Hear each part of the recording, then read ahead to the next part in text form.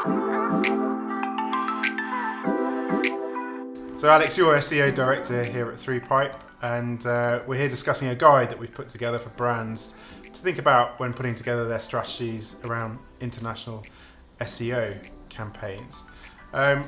Let's talk about that quickly, and then we'll flag where people can access the guide at the end of the chat. But so many different brands have different strategies when it comes to putting together their international SEO campaigns. Why is that?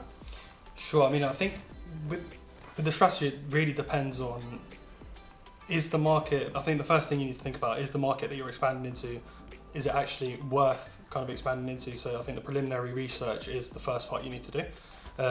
What are the search behaviors in that specific market? Because obviously people searching in, I don't know, Germany is not the same as what people search in the UK. So clearly, I think the first part of it is market research, and is it worth expanding into this market?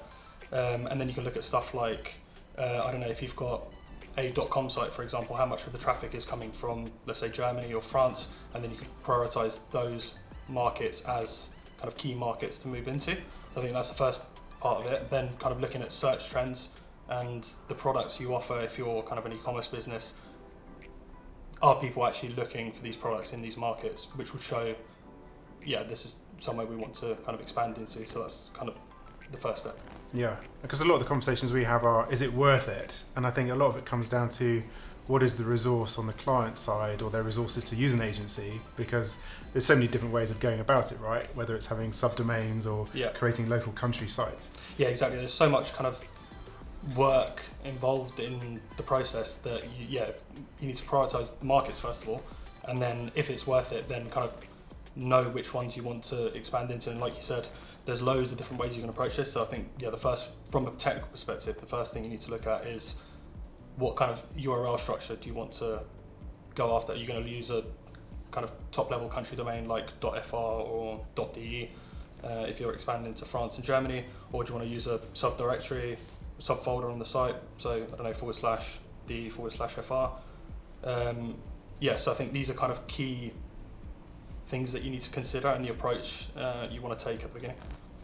And like, it's easy to think that this is just a Google question, but so many different countries around the world, Google isn't the default search engine, is it? Yeah, I think in the UK it's 90+% of kind of searches are performed on Google, but obviously in Russia you've got Baidu, and in China they've got their own search engine. So it's definitely something you need to take into consideration. And Bing is growing in importance in the UK, or is it still tickling along at sort of small percentage points? Yeah, I mean, it's not challenging Google at the moment, but I think there's kind of a separate conversation. But there's interesting developments in SEO and how kind of search engines are moving towards, but that's kind of a separate conversation. And I guess part of the other thing is like, how is behavioural changes in between countries in terms of desktop and mobile varies quite considerably, right, as well? Yeah, so I mean, device is quite important as well. So how you build your website, obviously it's mobile first indexing on Google again, but kind of across platforms. So you want to take that into consideration, but also kind of how you build your site in terms of the structure of the website. So say, for example, this is one of the other kind of important things that you need to take into consideration at the beginning.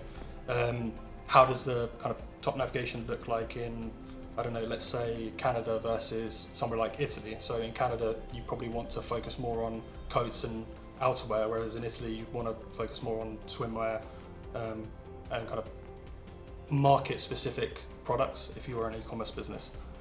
And how important is it to have native language speakers for the different territories in which you're running these campaigns? Oh, that's hugely important, and it's a question that we get quite often. So I think one of the latest ones was, can we simply translate or just use Google Translate to kind of translate the site? Which you can do, but it's definitely not the approach you want to take. You want local kind of language, kind of local speakers, native speakers, to kind of translate your copy, or even write the copy from scratch, because not only are you it's going to be more accurate, but you reflect the cultural kind of differences in these various places. And also when you kind of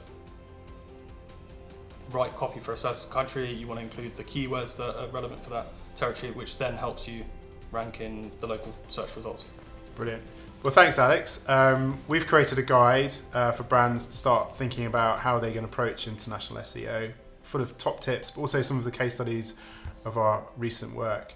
And of course, you're available if anyone wants to chat in more detail about more technical aspects of this as well. Sure. Thank you very much. Thanks a lot, Jim. Cheers.